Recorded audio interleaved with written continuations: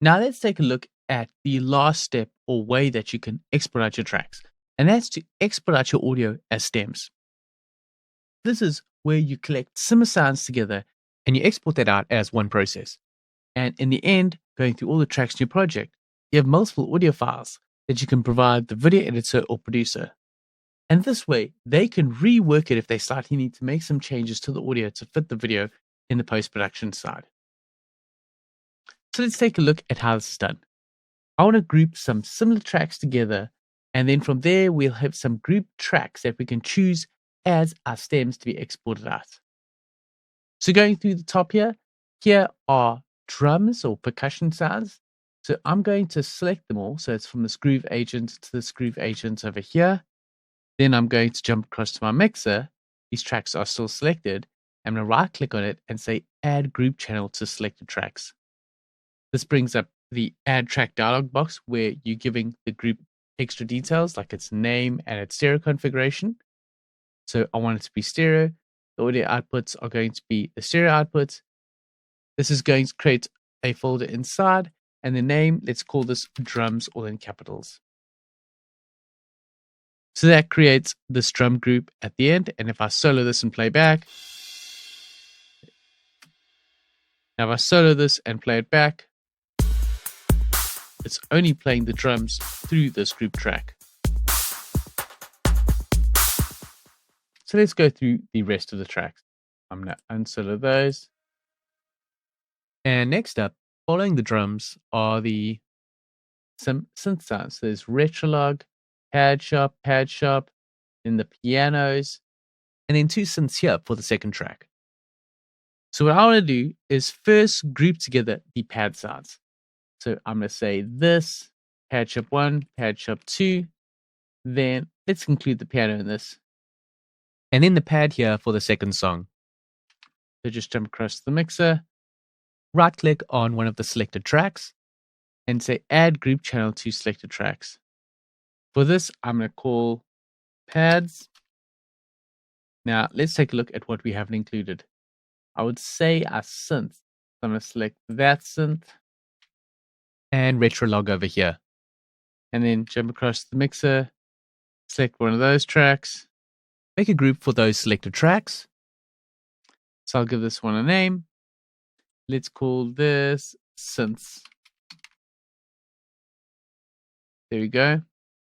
If I solo this, it's just the synths. Here are the pads. And then here are the drums. So you can really break down your mix depending on how you need to do it.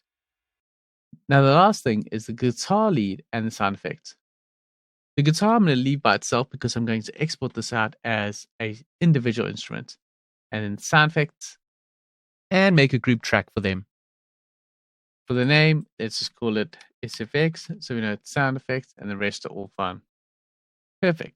So now we've got a drums group, a pads group, synths, sound effects, and then some of the tracks I want to keep as individual ones, not added to a group. So when you're happy with everything, let's go to File, Export, Audio Mixdown, and here we can specify which tracks we want to export out. So I want the drums, the pads, the synths, the sound effects, and then the guitar track as its own separate one. Across on the right, I can give it a name, so I'll leave it set to Mixdown Stems. This will be into my desktop, but let's rather set it to a specific folder. So on my desktop, I've got Mixdown Stems, and I'll select that. The file format is WAV at 48 kilohertz and a 16-bit depth. I'm happy with all those settings. Then when you're ready, click Export Audio. And as you can see now, I've got the stems that I can choose as separate audio files. I can preview them to make sure that they exported out correctly. That's the guitars, here are the drums.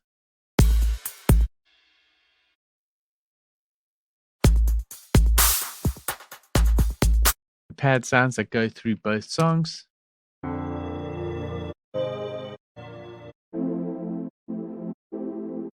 synths.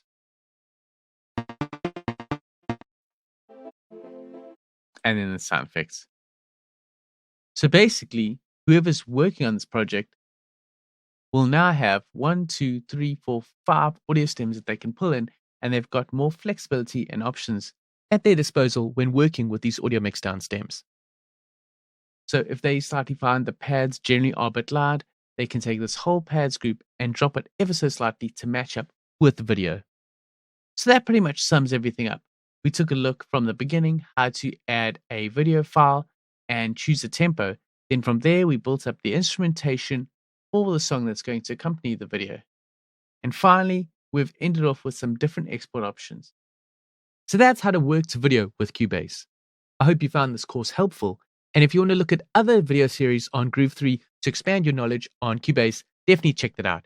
Maybe you want to hone in on your mastering or your audio editing or your MIDI program, then definitely check them out.